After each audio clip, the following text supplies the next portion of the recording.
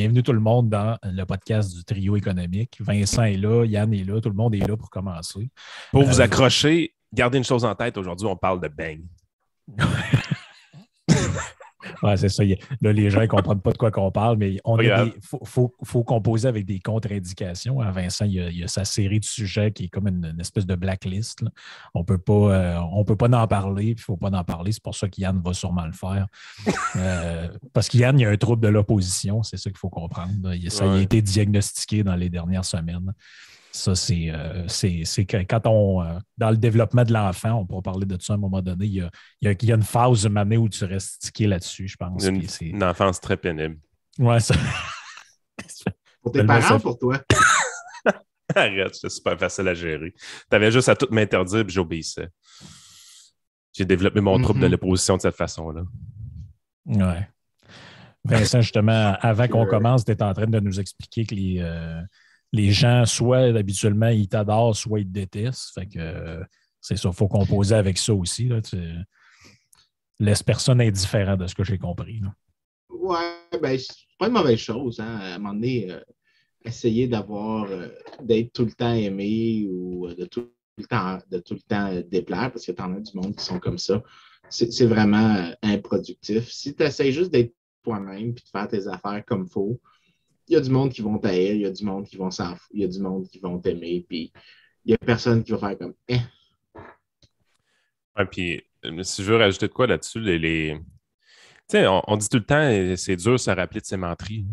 Mais c'est tellement vrai dans un sens que la plupart des gens qui sont fake ou qui essaient de jouer un personnage qui est fake, le problème, justement, c'est qu'ils finissent par oublier c'était quoi le personnage exactement ou qu'est-ce qu'ils ont déjà dit dans le passé.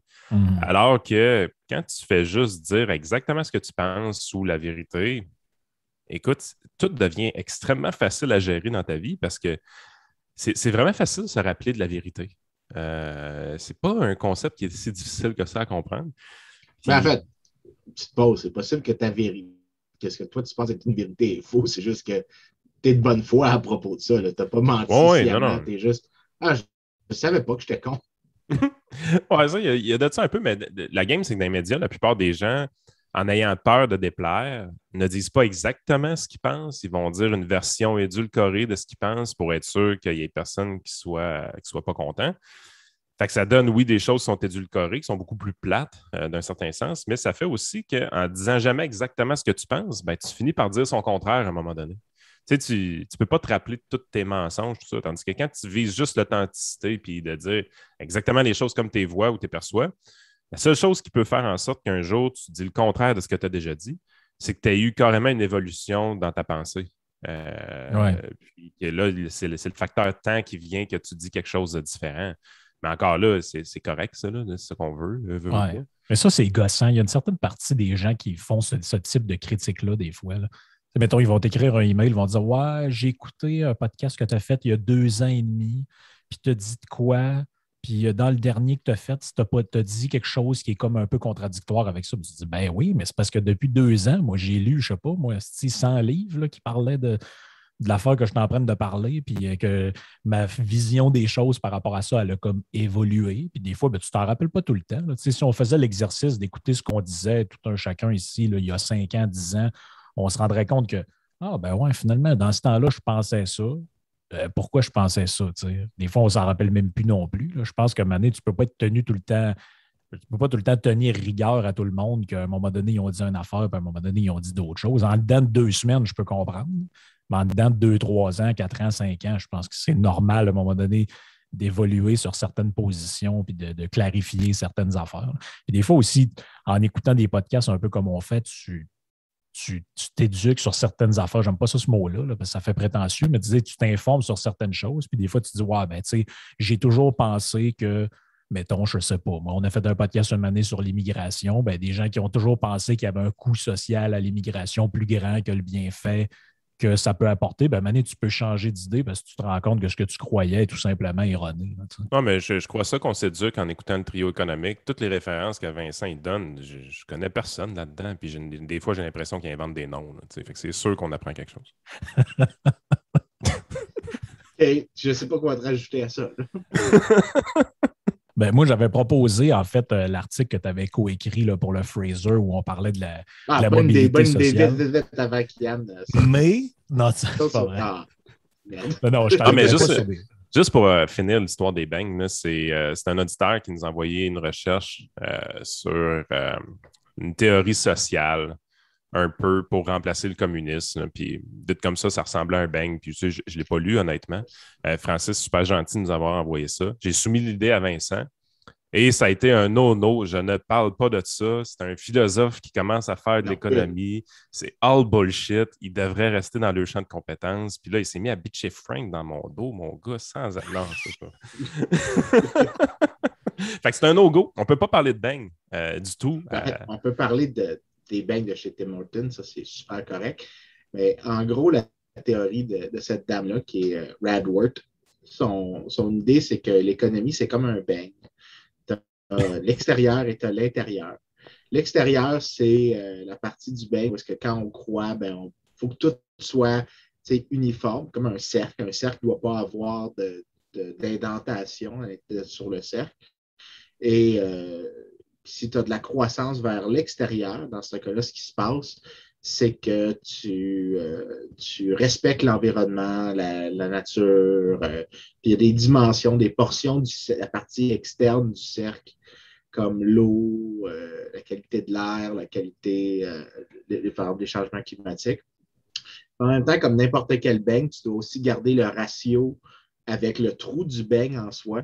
Et là, elle, ce qu'elle met, c'est qu'elle fait l'autre partie du cercle.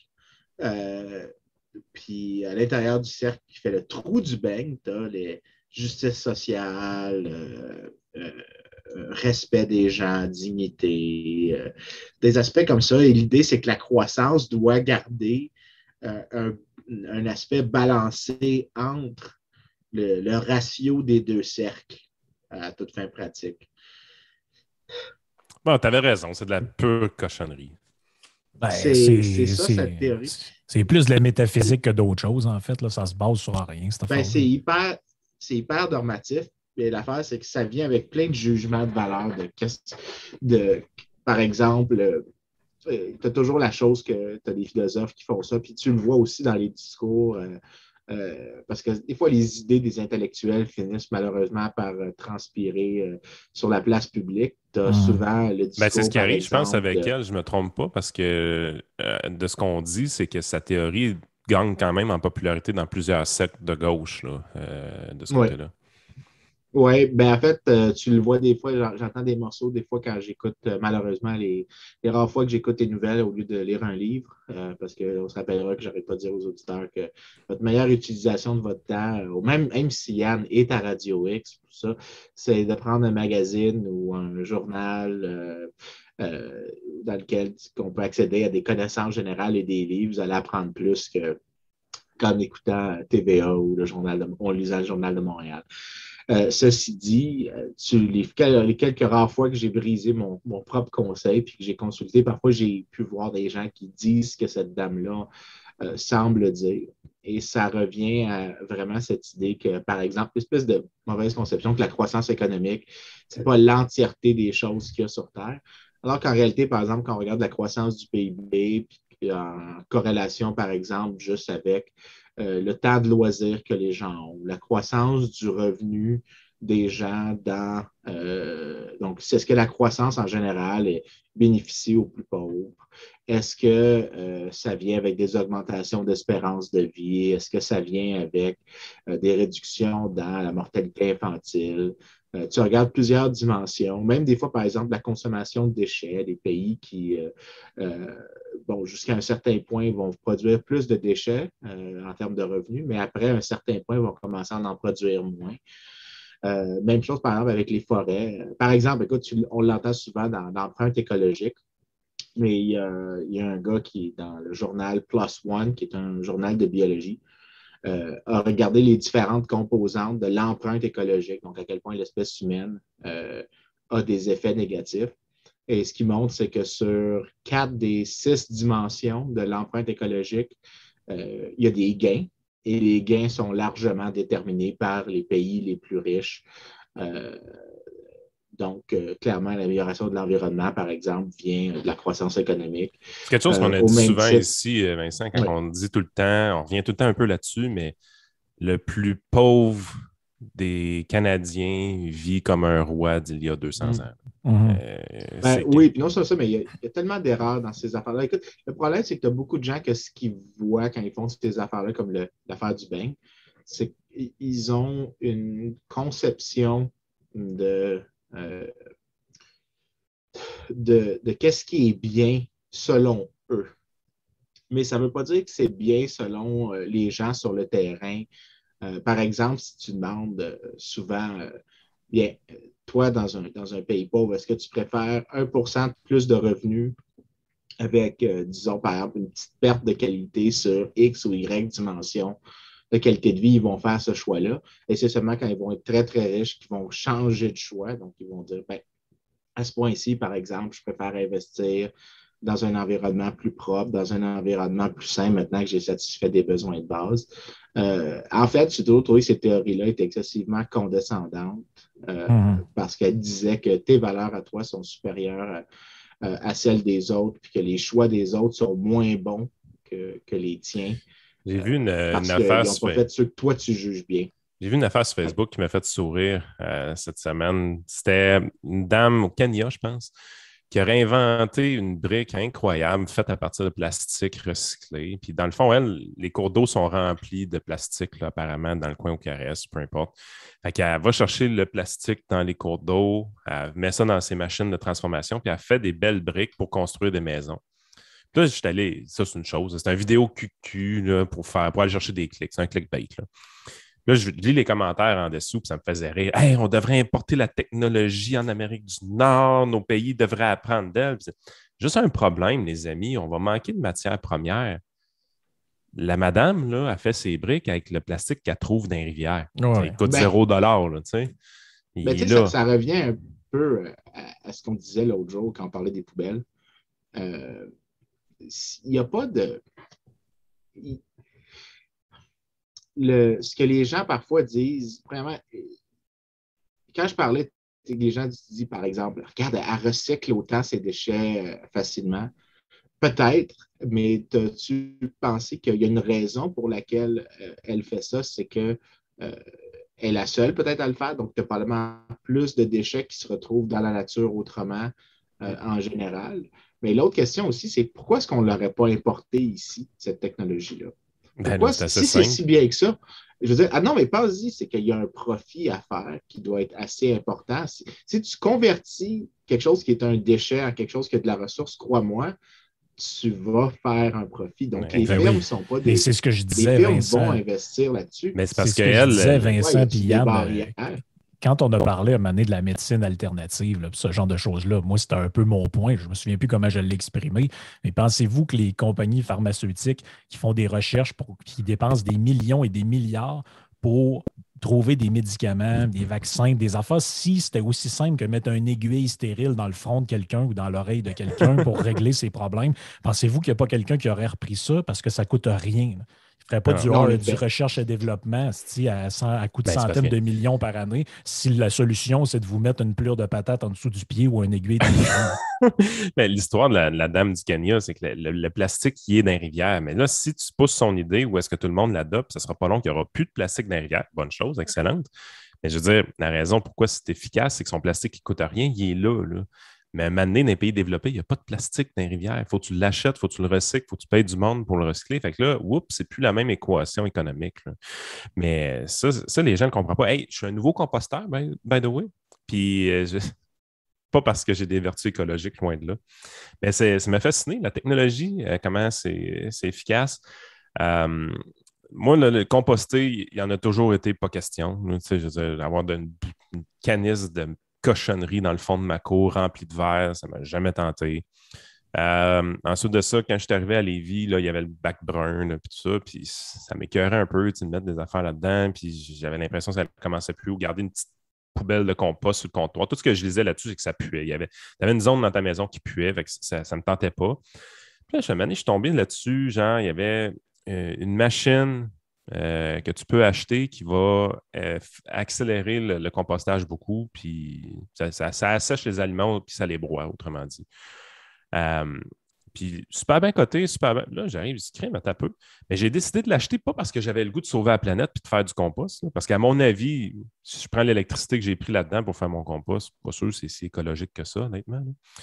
Non, mais je trouvais que cette solution-là était rendue meilleure que la poubelle classique. Parce que la poubelle classique aussi, après 2 jours, elle pue, puis elle dégouline, puis il y a un dégât ou des affaires de même. Tandis que cette solution-là, tu viens d'éviter toutes ces affaires-là. Il n'y a vraiment rien qui pue, il n'y a rien qui coule, puis tout ça. Fait que par la force des choses, alors que j'ai 0 gramme d'écologisme dedans de moi, là, puis de sauver la planète, puis toutes ces affaires-là, ben, je suis rendu un composteur parce que je trouvais que cette machine-là répondait à un besoin dans la cuisine pour la vie de tous les jours. Je ne mettrais pas les couches d'un bébé là-dedans. Là. Mais. Moi, ça me rappelle vraiment Pierre Desrochers, qui est, pour tous les Québécois qui veulent savoir c'est quoi vraiment un académique sérieux, là, beaucoup plus que moi, Pierre Desrochers, c'est vraiment un gars incroyable. Lui, en fait, il y a un de ses talks qui résume tout le temps l'entièreté de sa recherche qu'il fait depuis 20 ans. C'est est-ce que la main invisible a un pouce vert? Et, je pense que oui, moi.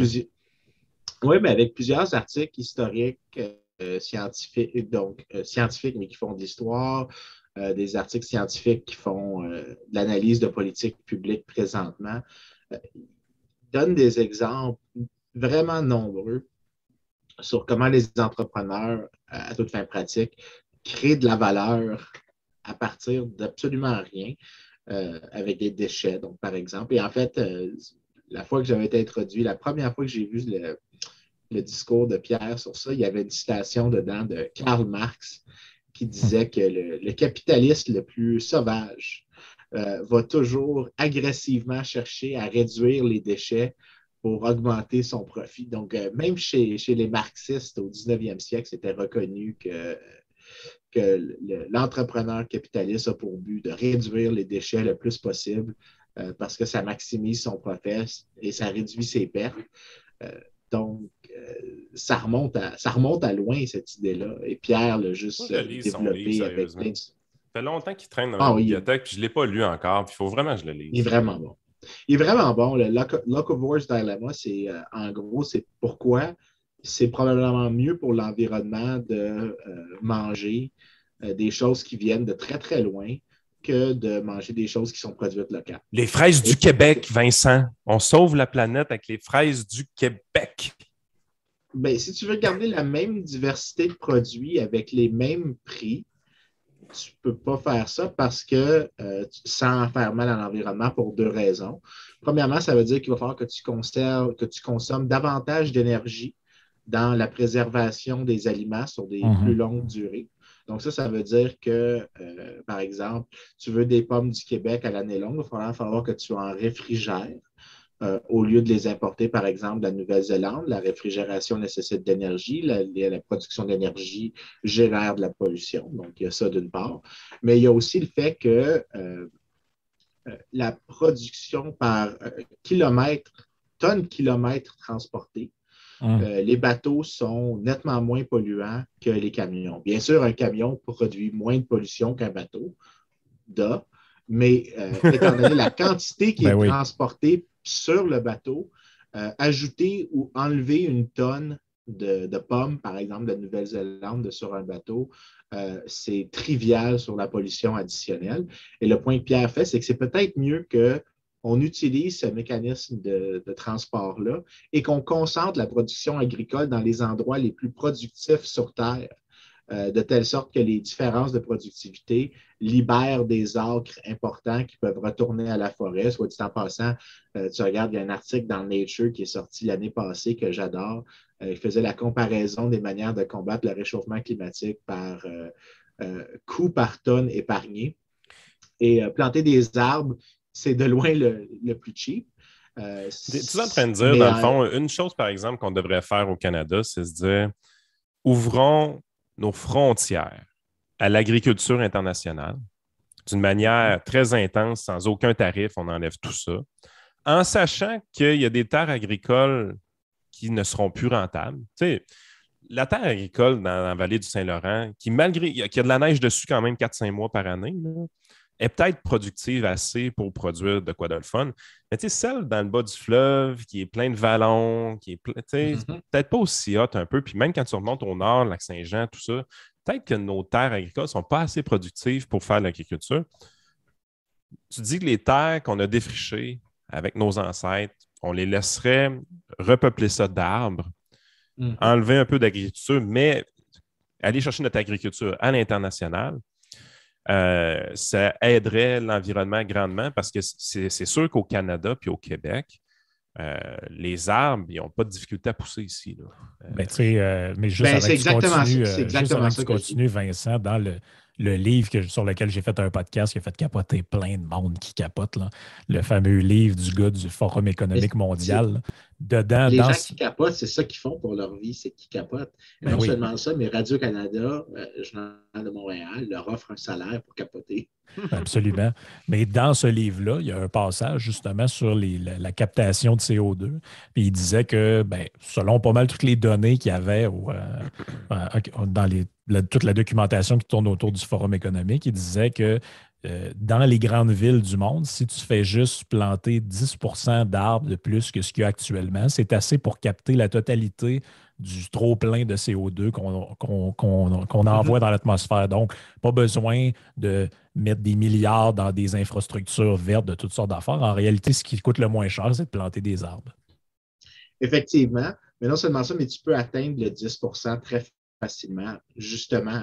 C'est drôle par contre parce que les écologistes, souvent, ils soulignent ça, avec raison, ils n'ont pas tort factuellement, mais jamais ils vont mentionner que ça pourrait venir en permettant la spécialisation agricole dans les endroits qui sont les plus fortuits, je ne sais pas comment dire ça en français, fortuitous, le mot m'échappe en français, mais les endroits qui sont les plus propices, c'est ça que je cherchais pour certains types d'agriculture et tu importes par la suite. Donc, ça fait du sens d'essayer de cultiver les pommes et, par exemple, le mouton en Nouvelle-Zélande et au Québec, se concentrer, entre autres choses, mais que des productions marginales dans lesquelles on est moins productif que d'autres endroits, tout en tenant compte, par exemple, des coûts de transportation. Dans ce cas-là, ces terres-là, si elles retournent à l'état de nature, elles font de la séquestration de carbone, avec certaines hypothèses qu'il ne vaut pas la peine de discuter ici, mais il y a des hypothèses qui font qu'il faut qu'ils soient présentes pour que les arbres séquestrent du carbone. Donc, il ne faut pas qu'il y ait trop de feux de forêt, par exemple, ou il faut que les arbres rejoignent une certaine maturité parce que pendant une certaine période, ils consomment. En fait, ils émettent plus qu'ils consomment. Mais après un certain âge, c'est absolument clair qu'ils séquestrent du carbone.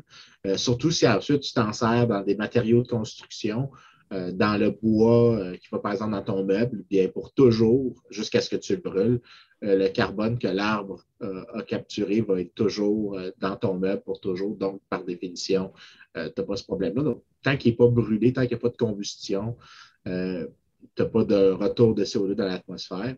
Donc, c'est très facile à faire, mais c'est rare que, par exemple, les gens de Québec solidaire vont dire qu'on peut, je vais avec un cliché, qu'on peut faire ça en permettant, en libéralisant le domaine agricole au Québec et au Canada pour faire en sorte qu'il y ait moins de fermes, qu'on utilise moins d'encre dans des endroits peu productifs, permettant ici aux forêts de revenir et d'importer des aliments de Nouvelle-Zélande, de France. Mais c'est sûr qu'ils ne feront pas ça parce que c'est sûr qu'ils ne feront jamais ça parce que la mode en ce moment est à l'achat local, ce qui est en fait un nom plus beau pour dire protectionnisme. C'est plus que l'achat local, c'est sécurité alimentaire, autosuffisance alimentaire, écoute, autonomie alimentaire. Je vais vraiment être cruel ici. Prends un communiqué de presse de l'UPA, c'est rare que je vais être cruel, mais remplace Québécois par blanc, puis étranger par noir. Puis demande-toi la question, c'est quoi la différence du protectionnisme entre le racisme et le protectionnisme? Il n'y en a pas. C'est juste que tu as décidé qu'être Québécois, c'est mieux qu'être néo-zélandais ou qu'être Québécois, c'est mieux que d'être ghanéen. Il n'y a aucune différence. Les gens n'ont jamais fait cet exercice-là, mais si tu prends n'importe quel communiqué de l'UPA qui défend la souveraineté alimentaire, puis tu le remplaces par des termes raciaux, tu le remplaces par des termes raciaux, sans changer le reste du contenu, tu vas voir quelque chose d'absolument atroce à lire. Mais au final, qu'est-ce que tu fais quand, si disons, tu fais des politiques racistes, tu fais mal aux gens de la minorité raciale que tu discrimines contre. Mais quand tu fais du protectionnisme, tu fais mal à des gens d'un autre pays qui n'ont pas une voix dans ta politique, donc dans ton environnement politique. Donc, quand les Québécois votent sur des barrières tarifaires, on se fait mal à soi-même, soit dit en passant, mais aussi on fait mal à des producteurs ailleurs qui auraient pu venir écouler leurs produits ici. C'est quoi la différence? Tu as fait mal à quelqu'un, je comprends que symboliquement, ce n'est pas la même chose, mais au terme pratico-pratique, tu viens de nuire, tu viens de blesser quelqu'un. Donc, pour moi, je n'ai jamais accepté aucune forme de noblesse à l'idée de souveraineté alimentaire. Je refuse même l'idée. Je regarde la définition de la souveraineté alimentaire sur le site de l'UPA. Le droit des peuples à une alimentation saine et culturellement appropriée, produite avec des méthodes durables, ainsi que leur droit à définir leur propre système agricole et alimentaire. Culturellement approprié. Et ça veut dire qu'on ne veut pas manger la bouffe qui a été faite par les autres. Attends, les gens pour être généreux avec eux, peut-être que quand ils disent culturellement, ils font référence aux cultures de certains types de produits. Ça ne veut pas dire culturel. Ça ne veut pas dire nécessairement culture dans le sens de produits culturels. C'est vraiment peut-être plus. En fait, là, tu es généreux. Très généreux. Voyons-le comme les Américains mettent des antibiotiques et des hormones de croissance, puis pas nous. Oui, parce que les Américains sont toujours vilains dans toutes les histoires d'agriculture. Tout le monde sont gros là depuis. Mais moi, j'ai toujours trouvé ça drôle, en fait. Il y a une autre affaire qui apparaît, c'est l'espèce de phrase des Américains subventionnent. Très souvent, quand on regarde les données de l'OCDE sur les mesures largement conçues de subvention, le Canada subventionne à peu près autant que les États-Unis, sinon un peu plus. Donc, on va mettre ça de côté. C'est quoi le problème si les Américains veulent subventionner ce qu'ils exportent vers chez nous? Eux s'appauvrissent. Donc, eux doivent taxer leurs contribuables davantage qu'ils auraient normalement. En plus de taxer davantage leurs contribuables, nous, on n'a pas besoin de les taxer autant, donc on devient plus compétitif fiscalement relativement aux États-Unis. Et en plus, on a des prix plus bas pour les produits qu'eux nous fournissent. Ben oui, c'est comme si eux nous payaient pour consommer leurs propres produits. J'ai aucun problème à ce que les Américains... Pour ma perspective, quand je dis there is no such thing as a free lunch, les subventions qu'un autre pays donne à moi, qui est payée par les contribuables des autres pays, c'est la chose la plus proche selon moi qui existe d'un free lunch. Mais là, j'espère que tu n'as pas pris de lait, Vincent, depuis que tu es arrivé là-bas, parce qu'il y a pas un bras qui commence à pousser ici ou quelque chose. Là. Parce que c'est ça qu'on nous dit ici. Là. Je ne bois pas de lait. Ah, OK, bon, tu prends pas de chance. Non, mais je ne bois jamais de lait. Je mets de la crème dans mon café peut-être un peu de temps en temps. Mais je pense que ça idéalement. Descendance italienne, bois du vin seulement, arrête. Là. Non, mais. Écoute, pendant longtemps, je mettais tout le temps du Baileys dans mon café le matin. Juste une petite shot pour donner un petit goût. Pas assez pour avoir d'effet. Ils sont tous pareils, sérieux. Prof ou pas prof, je le répète quand même. c'est indépendant de mon métier. Et depuis que j'ai mon permis de conduire, j'ai réalisé que techniquement, je suis en train de boire au volant en buvant mon café, littéralement. Donc, j'ai arrêté de mettre du Baileys dans mon café. Maintenant, je mets vraiment juste ce que les Américains appellent cette chose odieuse qui est du half and half. Oui, c'est du 10%. C'est du 10%, mais ils le font souvent, puis je fais souvent la gaffe parce que je ne regarde pas, je vois trop vite, parce que dans ma tête, ça n'existe jamais, ces choses-là. Les half and half aromatisés. Donc, hazelnut, c'est quoi en français, hazelnut? Noisette. Noisette, merci. Il y a la version cuillerée de Nutella dans ton café. Mocha, hazelnut. Je ne suis pas capable. Je suis pas capable. En fait, j'ai développé une affection pour le lait d'amande. Étrangement, bon. je trouve ça vraiment bon dans un café. Ça fait juste. Si ton but, c'est juste de prendre quelque chose pour refroidir ton café un tout petit peu, c'est parfait. Ça n'a pas un goût trop puissant. Ça te garde le reste du goût du café. Alors, c'est idéal. Le lait d'avoine, j'étais surpris. Le lait d'amande et le lait d'avoine, j'étais vraiment surpris. Ouais. Est-ce que c'est un produit local? C'est ça qu'on se demande. C'est ça que Non, François Legault mais veut savoir. Je peux te garantir qu'au Québec, le lait d'avoine et le lait d'amande, c'est pas un produit local. C'est ce que je me disais. Garantir. Parce que la culture de l'amande, là, je sais pas si tu as déjà vu comment ça se fait. Ça se fait pas dans un climat comme le Québec. À moins que Ça c'est prend sûr que beaucoup le d'eau Québec aussi. étant... Mais c'est sûr que le Québec étant très généreux avec les subventions en général, il y a une serre pourrait quelque part qui peut-être... pourrait le faire. Il y a probablement un fonctionnaire à Fier ou dans le temps. C'était quoi les Fiers, là, les fonds d'investissement en économie régionale? Ces trucs-là, ou à Investissement Québec qui s'est déjà dit quelqu'un qui a besoin de 10 millions de dollars pour 20 arbres pour faire des amendes. Ah oui, ça, c'est une bonne subvention. 1 million de dollars par arbre. C'est ce qu'il faut qu'on donne. Et je suis sûr qu'il a trouvé que c'était une bonne idée. Je suis sûr qu'il y a déjà quelqu'un qui y a pensé, mais malheureusement, c'est tellement ridicule que ça ne s'est pas produit. Mais donc, tu sais que dans l'époque panier bleu où on vit, on est plus dans le contexte où le gouvernement veut que les agriculteurs essayent de faire pousser des mangues sur la côte nord que de manger des produits qui viennent de l'international. Ben, c'est là qu'on devrait arrêter de parler, vous et moi. Je sais qu'on n'a pas beaucoup d'auditeurs, donc les chances que les discussions qu'on aille leur donnent des idées sont limitées, mais il ne faudrait pas prendre de chance. Je pense qu'on devrait juste arrêter la discussion ici sur les subventions à des ananas de Longueuil ou des mangues de la Côte-Nord, ça va venir. des amandes de Chibougamau et des raisins de la Gaspésie. Je pense qu'on devrait arrêter la conversation ici avant que Legault se dise « Quelle bonne idée! » C'est important, là. Mais le problème de la plupart des gens, c'est justement d'oublier qu'en entreprise, tout est ramené à un coût de production par unité. Donc, les décisions écologiques que vous voulez prendre vous-même dans votre vie, vous devez mesurer les choses également par unité de production. Fait que si vous aimez les fraises du Québec, sont bonnes, OK, vous les adorez. Puis vous pensez sauver la planète avec les fraises du Québec parce que les méchantes fraises californiennes sont arrivées en troc. Ce que vous devez aussi tenir compte dans l'équation, ce n'est pas juste l'essence du troc. C'est combien de ressources ont été utilisées dans chacune des fraises. Donc, le Québec ayant 6 mois par année que la terre n'est pas cultivable, on fait juste une récolte par année de fraises. Le fait aussi que ça prend quand même beaucoup d'eau, cultiver des fraises. Puis oui, ils sont différentes. Ils ont taponné un peu dans le code génétique de la fraise californienne, puis moins dans celle-là du Québec. Mais ça a des avantages de gosser le code génétique un petit peu de la fraise aussi, là.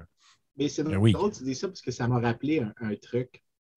Il y avait un collègue, David Anderson, de Naval Postgraduate Academy, qui avait fait l'expérience, en fait, le thought experiment, je ne sais pas comment dire ça en français. L'expérience de pensée.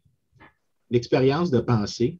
C'est absolument atroce en français. Il y a des choses qui ne devraient pas être traduites parfois, je pense. Absolument. Des fois, il y a des choses qui devraient rester en anglais et qu'on accepte le va-et-vient entre les deux langues sur certains trucs. Regarde, nous autres, la crème à café, c'est pas du FNF.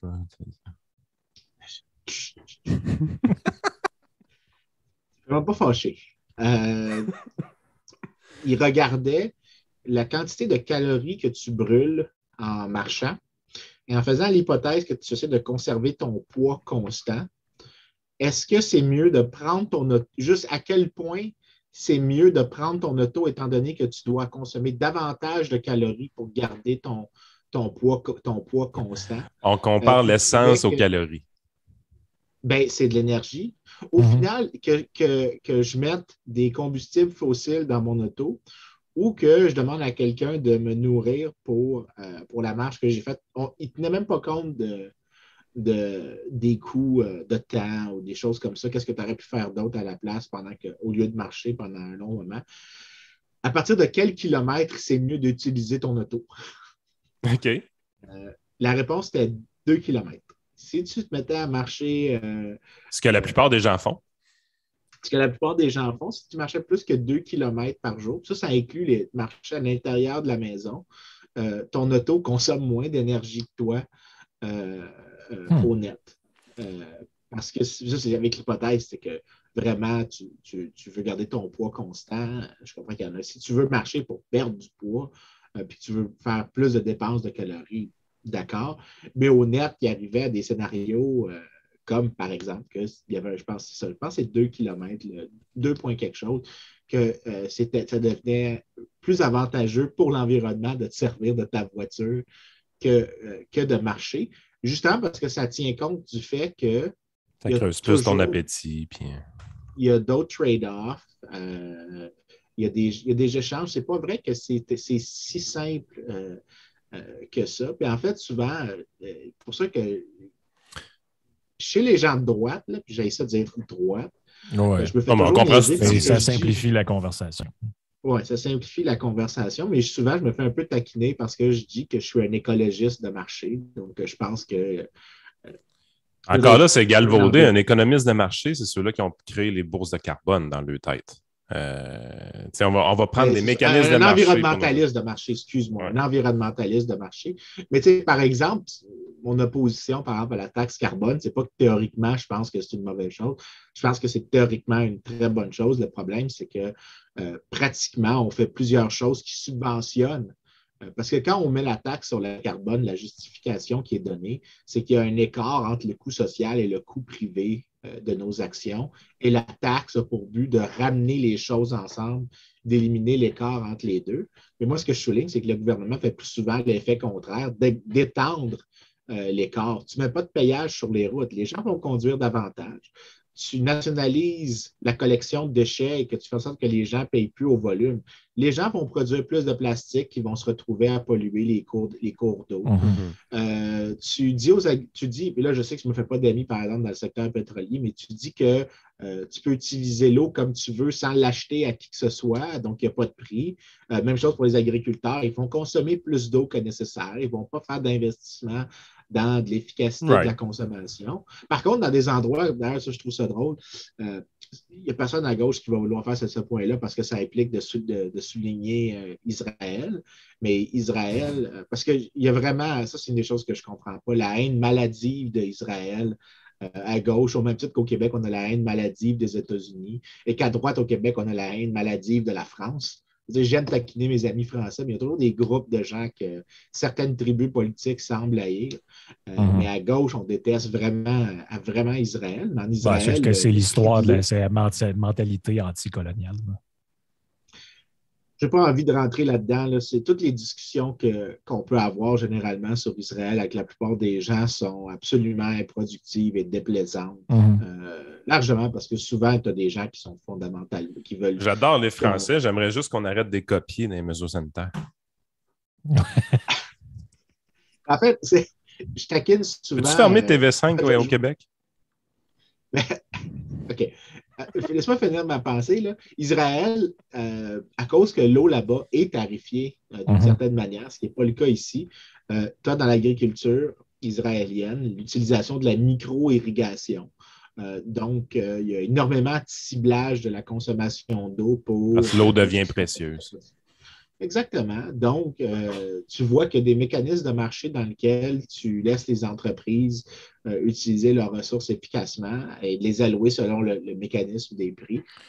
Mais encore là, c'est pas une taxe. Hein? C'est pas une taxe qu'ils font, c'est une forme de tarification. Ça veut dire, hey, le clown, ça me coûte de l'argent d'envoyer de l'eau, paye combien ça coûte d'envoyer de l'eau. Donc, ce que tu es en train de dire, c'est si on privatisait, par exemple, ou on instaurait un marché compétitif pour la production d'eau potable, avec une tarification pour l'utilisateur, il y aurait des changements de comportement qui s'opéreraient au niveau de l'agriculture pour faire plus attention à l'eau. Parce que le purificateur d'eau, lui, veut faire son profit. Fait qu'il envoie une facture. Arroser le driveway en juillet, il penserait peut-être plus. J'ai un exemple encore plus concret pour les Québécois. Puis je trouve ça drôle quand les Québécois disent notre énergie hydroélectrique au Québec fait en sorte que nous sommes les plus petits pollueurs d'Amérique du Nord. J'ai toujours envie de leur dire que ce n'est pas vrai du tout. Parce que ce que tu as fait, c'est qu'en mettant les prix tellement bas pour l'électricité industrielle et l'électricité résidentielle, tu en as moins qui a été exporté aux États-Unis. Donc, tout ce que tu as fait, c'est que tu as encouragé les Américains à ouvrir plus d'usines au charbon, plus d'usines à gaz naturel qui sont plus polluantes que l'énergie hydroélectrique. Donc, techniquement, le Québec, avec ses politiques ridicules qui perdurent encore aujourd'hui sur le contrôle des prix de l'électricité. Je dis contrôle des prix de l'électricité parce que c'est plus simple que de dire toute l'espèce de termes techniques qu'on donne avec les catégories de tarifs et tout ça, là, juste pour simplifier. Le fait que les prix sont nettement en bas de ce que le marché paierait pour l'électricité résidentielle et industrielle au Québec, mais ça fait en sorte qu'il y a des millions de mégawattheures qui ne sont pas exportés vers la Nouvelle-Angleterre. Et donc, ça fait en sorte que la Nouvelle-Angleterre a établi plus de capacité électrique qui dépend du charbon. Donc, au final, tout ce que le Québec a fait, c'est d'encourager les États-Unis à polluer, d'utiliser une méthode de production qui est plus polluante que celle qui était la plus productive, parce que nous, on a décidé que pour gagner des votes, que ce soit les libéraux ou les péquistes, pour gagner des votes, on allait réduire les prix de l'électricité. C'est vraiment, c'est le comble du ridicule. Quand je vois le Québec se faire la petite tape dans le dos, oui, nous autres, on est propre. Non. Tout ce que tu as fait, c'est que tu as déplacé. En jouant avec les mécanismes de marché, en manipulant les marchés, tu as juste déplacé la pollution du point A vers le point B. Et là, tu as l'air d'un génie après. Oui, mais c'est bien après ça, ça permet à n'importe quel de ces clowns qui prétendent être des leaders. Ça te montre toujours à quel point. Parce qu'en élection, tu vois mon cynisme toujours augmenter. Mais mais tant qu'à être sur l'environnement, parlant de clowns et de cynisme, depuis quelques années, là, la grosse mode, c'est d'utiliser un peu finalement l'environnement pour collecter de l'impôt. On l'a vu avec les écotaxes qu'on paye sur tous les produits d'électronique. Qu'est-ce que ça fait? Ça constitue un fonds. Puis après ça, le gouvernement s'amuse avec ce fonds-là pour donner des subventions un petit peu partout. On l'a vu à un moment donné, il donnait des subventions à l'Oblast. Je ne me souviens plus pour faire quoi. En tout cas, moi, ça fait partie des trucs qui me créent quand même un peu de cynisme par rapport à tout ça. Entre autres, parce qu'en plus, je ne sais plus si c'est la vérificatrice générale ou le protecteur du citoyen, peu importe, là, mais à chaque année, il y a comme un rapport sur l'utilisation désastreuse du fonds vert, mais ça continue quand même comme ça. Puis, c'est comme un peu pavé de bonnes intentions, mais au bout du compte, on n'est pas tellement sûr que ça a un impact positif sur l'environnement, ce truc-là. C'est pour ça que je dis souvent à mes collègues économistes de ne pas participer dans le processus de conception de politique publique. C'est correct d'évaluer des politiques publiques lorsque tu es économiste. C'est correct de réitérer les principes de base. Mais quand tu participes dans le principe et que tu leur expliques la théorie, 9 fois sur 10, ce qui va se passer, c'est qu'un politicien va se servir de toi pour justifier quelque chose qu'il voulait faire dans tous les cas et va trouver une manière d'utiliser ton autorité comme chercheur, ta respectabilité comme instrument pour faire ce qui n'est pas ce que tu pensais. La taxe sur le carbone est un bon exemple. En fait, dans la pile de livres que j'ai à côté de moi, j'ai un de mes livres préférés, celui-là, Climate Economics, qui est le manuel de base. Selon moi, c'est l'un des meilleurs livres sur l'économie du climat. C'est écrit par Richard Toll, d'une université aux Pays-Bas. Puis c'est un des gars qui participe. Si je ne me trompe pas, c'est un des économistes qui participe au GIEC ou sinon à l'équivalent que l'OCDE organise. Donc, c'est une autorité. Ce que je dis ça, c'est que il est considéré comme une source. Et lui, quand il parle de méthodes pour combattre le réchauffement climatique, il va souligner, par exemple, la taxe carbone ou le marché des émissions. Mais ce qu'il souligne, c'est que quand les économistes parlent de ça, c'est que tu devrais t'en servir pour avoir ce qu'on appelle le double dividende. Le double dividende, c'est que si tu es capable de taxer l'externalité, donc de l'internaliser via la taxation, tu peux réduire tes impôts sur d'autres domaines. Donc, tu te sers des revenus que tu as dégagés de cette taxe-là pour réduire des impôts qui sont plus socialement nocifs. Donc, par exemple, la taxation sur le capital, la taxation sur le revenu, la taxation sur les ce bout-là, il n'en parle pas souvent. Hein? Non, ce bout-là, il doit être oublié pas mal. Il y a juste Tesla qui ramasse les subventions, par exemple. Ça, c'est correct. Mais... c'est ça, mais à un moment donné, j'ai eu la conversation avec un Trevor Tomby, qui est un bon économiste à l'Université de Calgary. J'ai dit, lui, il est vraiment un grand défenseur de la taxe carbone et il fait des travaux exceptionnels sur le sujet. Il est vraiment, là, c'est la fine pointe de ce qui se fait en économie. Puis ma critique que je fais chaque fois, j'ai dit, arrête de donner la crédibilité à ces gens-là. Ce qui se passe, c'est qu'après ça, ils vont se servir de ce que tu dis qui est très raisonnable, qui est basé vraiment sur des principes très, très, très comme on dit, sound economics en anglais. Ils vont s'en servir, ils vont prendre la partie qu'ils veulent, ils vont épurer le reste et tu vas te retrouver à devoir, par la suite, même porter un peu de l'odieux lorsqu'il va y avoir peut-être un backlash. Je dis, tu ne devrais jamais, jamais, jamais prêter ta crédibilité à des gens, comme chercheurs, à des gens en politique. Quand tu leur parles, tu devrais leur parler sur des premiers principes. Tu devrais donc y aller vraiment sur la grande idée, le grand concept, et pas leur proposer des mini-nuances ici et là. Et tu devrais le faire en public, de telle sorte que jamais tu peux être accusé d'avoir altéré ton propos à n'importe quel moment. Tu te dis ce que tu disais dans ta recherche en public, tu l'as juste vulgarisé pour les autres. C'est vraiment ça qu'un bon économiste devrait faire. La taxe carbone, pour moi, c'est vraiment le meilleur exemple parce que tu te retrouves tout le temps à épurer le principe qui est tout à fait défendable dans n'importe quel cours d'économie. Dès que ça rentre sur le marché politique, la game devient complètement différente et tu n'as pas l'idéal qui est présenté dans les manuels. Donc, quand tu lis ça, tu as l'idéal, tu as le monde parfait qui pourrait peut-être exister, mais comme on dit, le chemin de l'enfer est pavé de bonnes intentions. C'est juste que puis au final, c'est ça. Au final, le pire, c'est comme tu dis, c'est que si tu participes à ça, ils vont se servir de toi comme d'un argument d'autorité. Puis là, ils vont dire, je ne sais pas, moi, le gouvernement du Québec songe à faire X mesures. On a fait une commission parlementaire et il y a un économiste qui est venu, M. Gelozo. Puis de ce qui en sort, écoutez, il nous a vraiment dit que c'est ça qu'il fallait faire. Finalement, ils font à peu près la moitié du contraire de ce que tu as dit. Puis après, ils se disent, toutes les fois que j'ai vu Vincent Gelozo dans une commission parlementaire, je te jure que le gouvernement ne l'a jamais écouté.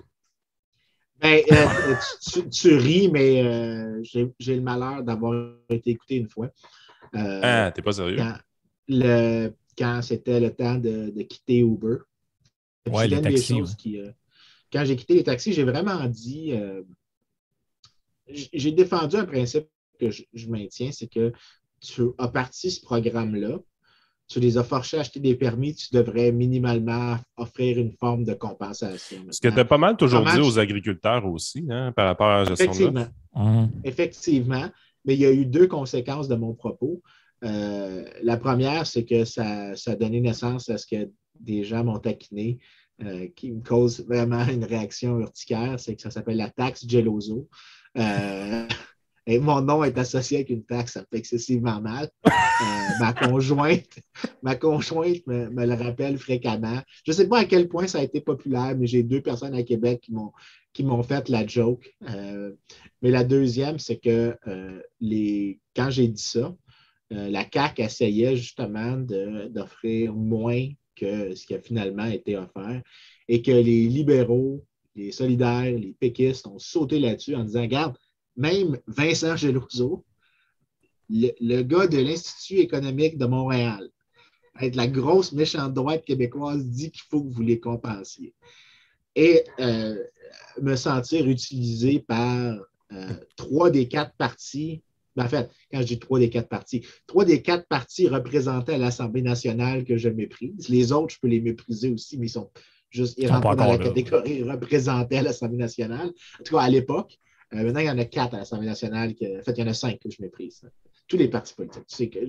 Vous savez ce que je pense de la politique active. Jamais. Tu t'es fait baiser, pas pire. Oui, ben, j'ai pas aimé le sentiment que je suis devenu un outil pour faire des points sur quelque chose d'autre, même si au final, ce qui s'est passé, c'est que ça a donné un résultat que je voulais. La CAQ m'avait appelé à l'époque, hein, de cette commission parlementaire-là. J'avais eu 2 attachés politiques qui avaient eu des discussions de 30-45 minutes avec moi au téléphone. Dans le temps qu'ils me parlaient encore, là. Mais c'est quoi, quand ces affaires-là se passent, je les crois pas. Parce que j'ai eu la même discussion il y a quelques mois. Ils cherchent juste des alliés des médias, sérieux. Exactement. C'est exactement ça que je m'en allais dire. Je n'allais pas le dire nécessairement sur la base des médias, mais qu'il y avait soit une tentative moi, c'était carrément ça. D'éliminer un critique potentiel ou d'atténuer les critiques dans un certain cas. J'ai vu quelqu'un qui m'a approché du ministère des Finances. Est-ce que tu voudrais participer à...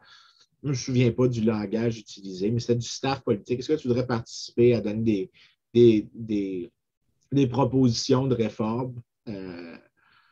Ma réponse avait été non.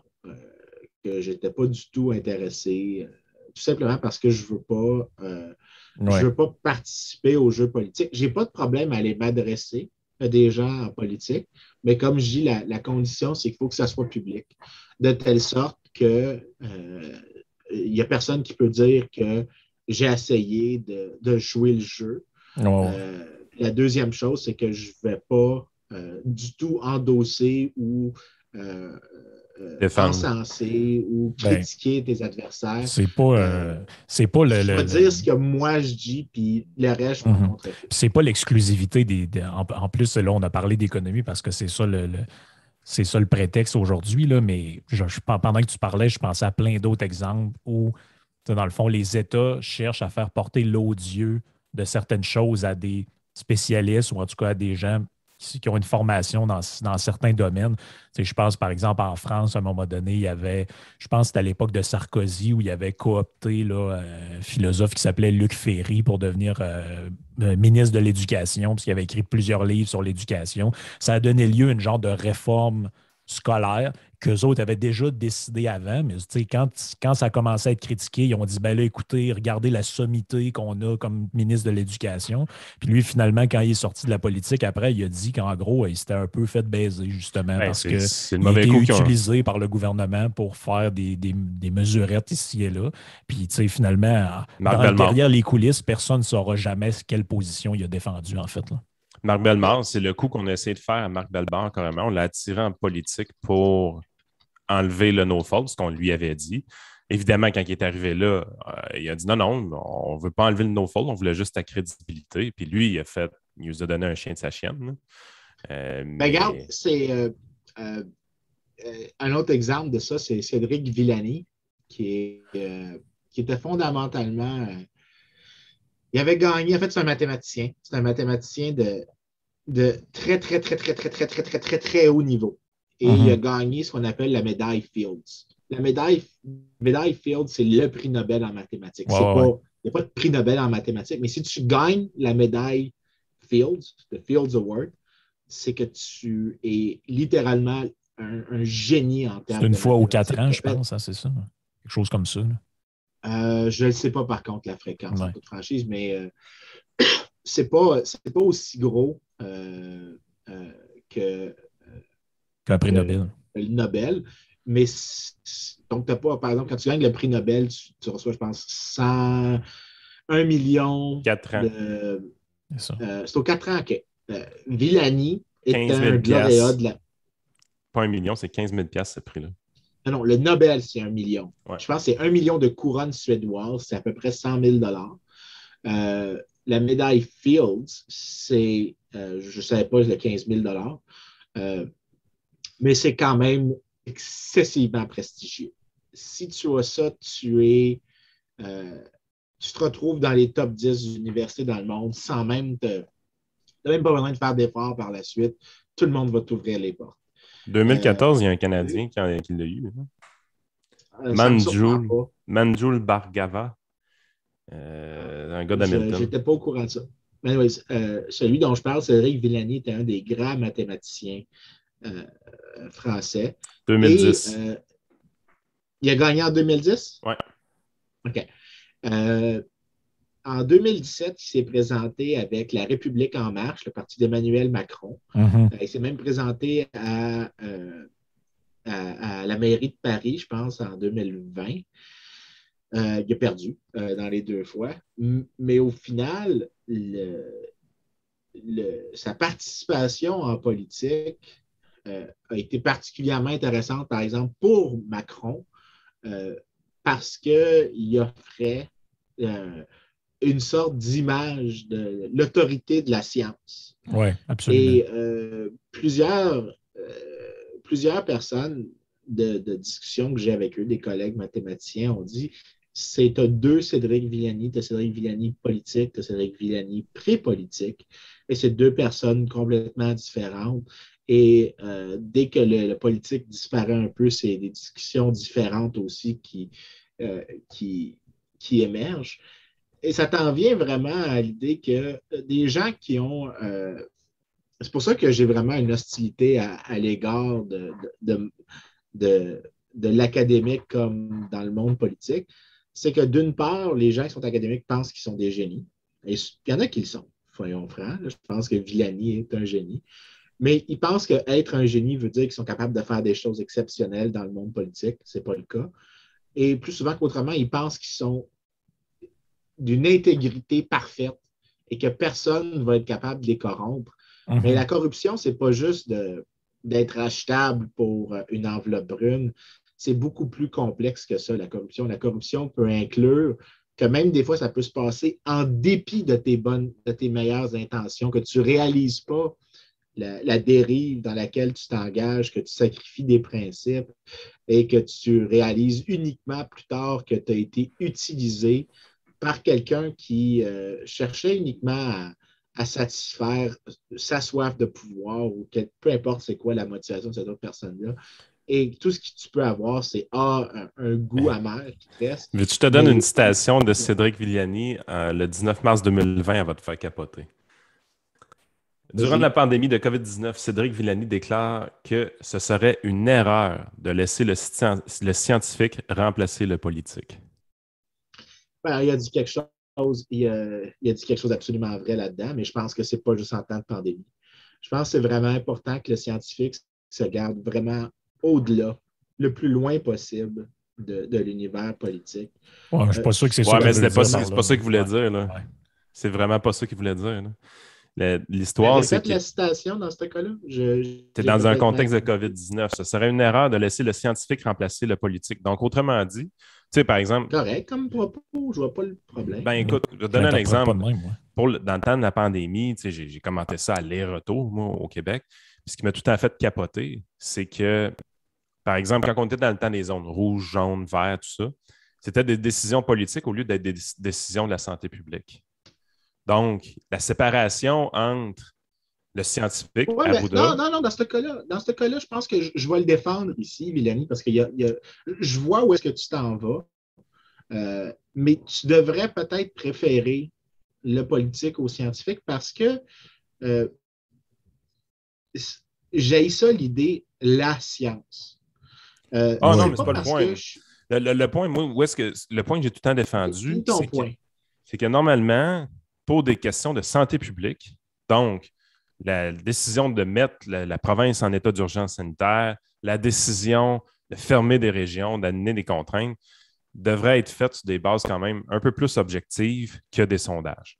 Ça, c'est la base. Non! Je suis vraiment... Je vais faire un pushback. Finis ton affaire.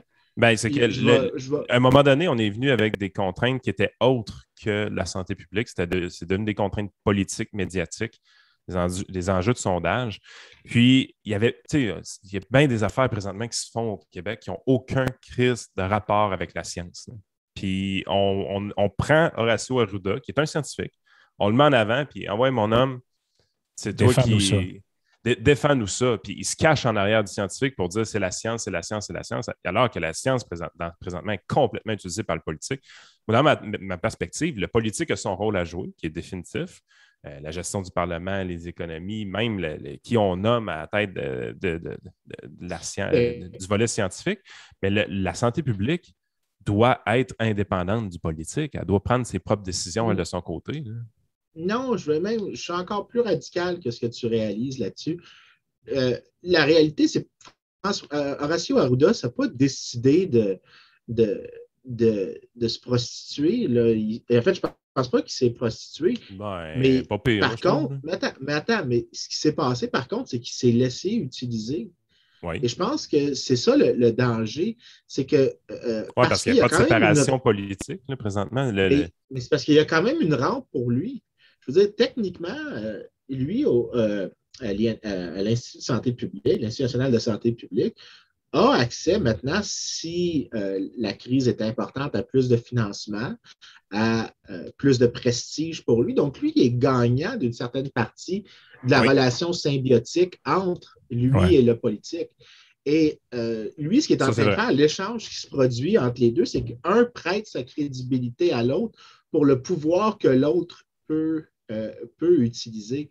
C'est pour ça que je suis assez radical quand je dis, et ça, j'ai vraiment aucun problème à défendre ça, même si je sais que ça me met vraiment fréquemment en dehors de la fenêtre d'Overton, là, au Québec. Il ne devrait pas y avoir de scientifiques au gouvernement, mais vraiment pas.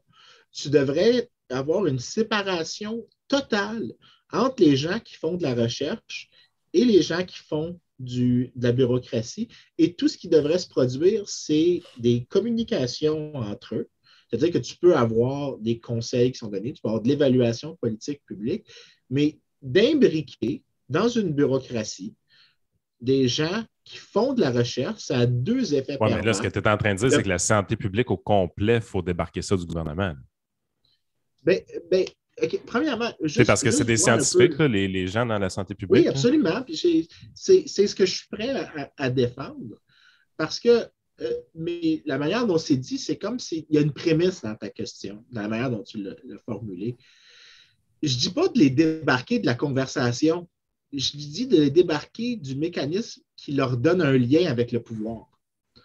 C'est ça qui est vraiment plus important. Ouais. Parce que lorsque le scientifique a un Oh, mais lien on avec dit le la même pouvoir, affaire à ce parce moment-là. que Ouais, je Le- pense que vous le- dites un peu la même chose. on dit vraiment la même affaire. Moi, quand j'arrive puis je dis oui, mais c'est le, important le- quand même de la- souligner les petites différences dans comment on le dit parce qu'il y a des ramifications à ça. Parce que si moi, disons, je recevais du financement de l'État, pour conserver le financement de l'État, je vais changer peut-être mes questions oui. d'intérêt.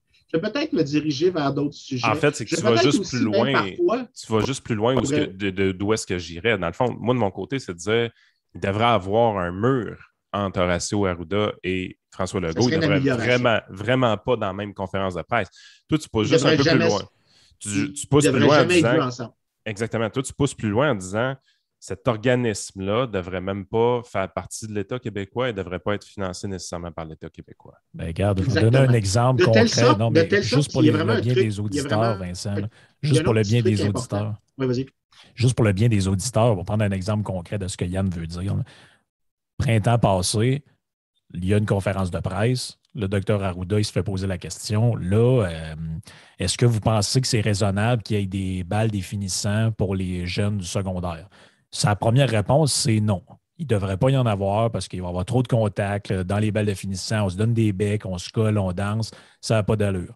Qu'est-ce qu'il y a eu durant la fin de semaine ou les jours qui suivent? Il y a eu des sondages. Probablement que ces sondages-là ont dit que les parents et les jeunes, ils en ont plein le casse des mesures sanitaires. Il y a eu François Legault qui a dit on va regarder ce qu'on peut faire, on discute avec le docteur Arruda. Et comme 4-5 jours après, il a tenu une autre conférence de presse, docteur Arruda, où il a dit à peu près tout le contraire de ce qu'il a dit la semaine d'avant. L'apparence que ça donne, je ne sais pas si c'est ça, mais l'apparence que ça donne, c'est que le politique téléphone aux scientifiques et dit écoute, ça ne marche pas en tout ce que tu as dit par rapport aux balles de Ben, finissant. Fait que le tu vas trait de me refaire une crédibilité. conférence de presse Donc, puis tu vas changer ta version. ben, regarde, il y a deux choses que j'ajouterais. J'aime vraiment l'exemple que tu donnes. Je n'y avais pas pensé, mais il est très pertinent.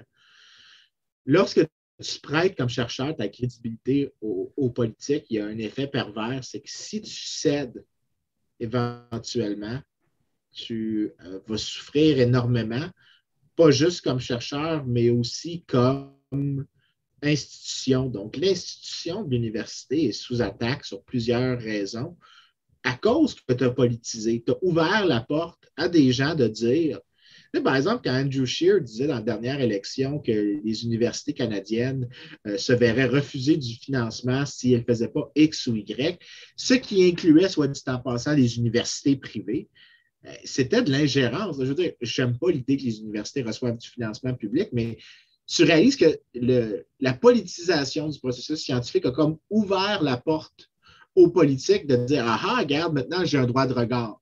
Donc, Mhm. le backlash, c'est qu'après ça, tu peux en venir à perdre l'indépendance du scientifique. Si tu mets le mur dont on parle entre les deux sphères, Yann a juste un mur que je pense qui est plus petit que le mien, mais qui est probablement beaucoup plus gros que ce qui existe présentement, Ouais. tu permets de faire en Présentement, sorte que c'est un plexiglas. si un scientifique décide, lui, individuellement, de prêter sa crédibilité au gouvernement, c'est lui qui paye le coût. Et ça, c'est correct. Si tu veux prêter ta crédibilité au gouvernement parce que tu as envie de faire ça, mais que tu es vraiment convaincu, parfait, go for it. Mais c'est chercheur X qui va souffrir en termes de réputation s'il a tort. Crois-moi, ça va encourager beaucoup plus de modestie d'une part chez les scientifiques, mais aussi c'est que ça préserve dans le long terme notre autonomie en matière de recherche. Puis quand je dis notre, c'est parce que moi, je trouve que c'est vraiment important de conserver l'autonomie. Vincent, là, je vais enlever tes lunettes roses sur quelque chose. C'est qui reste d'autonome sacrément dans le système de check and balance du système politique? Je veux dire, les médias sont plus autonomes, les cours de justice sont plus autonomes. Là, il resterait juste les universitaires qui sont autonomes. Chris, ils ne sont même pas eux autres non plus. J'ai pas dit qu'ils étaient autonomes présentement. Non, tu comprends ce que je veux dire? C'est que là, OK, je pensais que tu m'attribuais ce propos. Non. Là, on est dans un monde là, où est-ce que Christy, il n'y a plus personne d'autonome. Mais c'est pour ça que ça revient souvent au thème principal de toutes les choses que je dis. Il faut dépolitiser nos existences. C'est tout à fait possible d'avoir... Parce que, tu sais, je veux dire, je suis sûr que j'ai des collègues qui disent des choses qui ne sont pas idéologiquement alignées sur la place publique, mais que ce n'est pas particulièrement faux. Ce n'est pas quelque chose qui est... Tu pourrais être en désaccord, tu pourrais trouver que ce n'est pas important comme point, mais qu'au final, ce n'est pas faux. Mais ils ne vont pas le dire tout simplement parce qu'ils ont peur de la rétribution sur tel ou tel aspect de leur carrière ou qu'ils vont se faire bloquer certaines choses, se faire refuser des grants sur la place, des grants gouvernementaux. Dans ce cas-là, ça, c'est dangereux. Ça, c'est vraiment dangereux. C'est cette politisation de la recherche. Parce que ce qui se produit, c'est que tu as des gens qui choisissent leurs questions de recherche en fonction de ce qui est populaire ou impopulaire. Tu as des gens, après ça, peut-être ça, c'est les plus honnêtes, ceux qui vont juste peut-être, sans nécessairement mentir, ils vont juste éviter certaines choses. Il y en a aussi peut-être qui vont mentir. Tu as beaucoup d'études qui sont rétractées souvent parce que les résultats ont été trafiqués. Par exemple, moi puis Frank, il y a quelques semaines, on parlait d'un chercheur néerlandais qui trafiquait ces données complètement. Tu en as aussi qui pourraient faire ce qu'on appelle le file drawer, c'est-à-dire que tu as un résultat qui ne fit pas avec ce que tu t'attendais ou ce que tu pensais être intéressant. Alors, tu décides de jeter tes résultats et tu ne publies pas le papier. Donc, c'est un peu comme si tu disais, ben, c'est pas ce que je voulais, donc je ne vais pas en parler. Moi, j'ai publié des articles dans lesquels ce n'était pas ce que je pensais. J'ai essayé de les expliquer. Tu penses-tu que tu es une minorité là-dedans? Est-ce que tu penses que tu fais partie d'une minorité des gens qui font ça? Moi, je pense que mon intuition, c'est que oui. Je pense que j'ai une tête de cochon, oui, que je ne veux pas compromettre, mais tu le vois dans le fait que je suis catégorique à propos de ne pas faire de politique. Puis la raison, ce n'est pas parce que je pense que je suis meilleur, c'est parce que je sais que je peux céder à la tentation. Alors, je me prive de la tentation le plus possible parce que j'en ai fait de la politique. C'est attrayant, c'est enivrant, c'est excitant de se sentir en pouvoir. Mais ce n'est pas les moments dans ma vie que quand je regarde en arrière, je me dis, c'est là que j'ai été une bonne personne. Non, c'est généralement les moments dans lesquels je me dis, je n'ai pas été correct, j'ai été cruel. Donc, quand je dis que je ne veux pas en participer, ce n'est pas juste que je vois le gros de ce qu'on a fait en politique, Vincent, c'est quand même de boire de la bière. C'est corruptible. Oui, mais tu sais, tu dis ça, mais combien de fois tu as méméré contre quelqu'un ou que tu as aidé à propager des rumeurs? Même si tu as juste écouté la rumeur que quelqu'un a dit d'une autre personne ou d'une fille qui avait des comportements. C'est que ça. C'est cruel. C'est cruel de faire ça. C'est vilain. Mais ça, quand tu te dis, c'est que la réalité, c'est que souvent, on va accepter, on va participer parce qu'on comprend les incitations du jeu politique. La raison que je pense que je ne fais pas ça, c'est parce que je me prive de la chance d'être corrompu. C'est pour ça que je refuse de faire de la politique. Mais tu sais, Vincent, de la politique, il y en a partout. Pour être aussi atroce. Oui, mais je comprends ce que je veux dire, c'est que... Mais la question... Ce que je veux dire, c'est que quand j'étais, mettons, à l'Université Laval, quand je suis rentré à la faculté de philo, ils changeaient de doyen. Mais là, si on était comme dans un processus quasiment électoral, là. Il y a quelqu'un qui se présente, il y en a un autre, ils sont deux à vouloir être doyens. Là, tu prends ta pause dehors, puis là, il y a deux professeurs qui fument une cigarette, ils parlent en mal d'un des deux qui va se présenter. Ouais, lui, C'est politique. c'est pas tant un bon chercheur. Finalement, tu te ramasses que même dans la sphère universitaire, où tu penses que les gens sont un peu au-dessus de ça, cette tentation-là dont tu parles, Oui, je dis pas. les gens, ils glissent assez facilement. Puis là, tu te rends compte que finalement, pour être doyen d'une faculté, ce qui est somme toute pas, je veux dire, tu n'es pas élu comme premier ministre ni comme député, c'est quand même juste être doyen, malgré que c'est quand même une fonction respectable, là, c'est correct. Là. Mais tu te rends compte ça peut descendre, le niveau peut descendre assez bas, pareil.